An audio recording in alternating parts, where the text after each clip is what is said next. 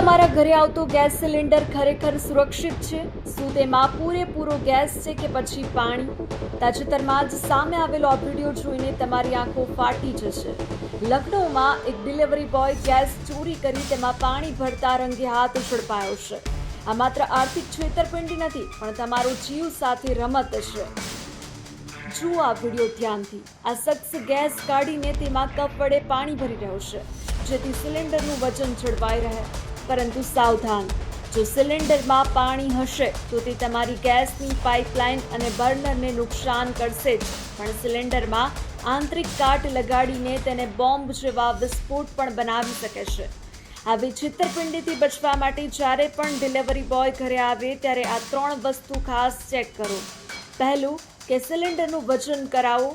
બીજું, સીલ બરાબર છે કે નહીં તે તપાસો. અને ત્રીજું, પાણી નાખીને લીકેજ ચેક કરો. તમારી 1 મિનિટની સાવધાની મોટા અકસ્માતને રોકી શકે છે. જો તમારી સાથે પણ આવું કંઈક થાય તો તરત જ 1906 હેલ્પલાઇન પર ફરિયાદ કરો.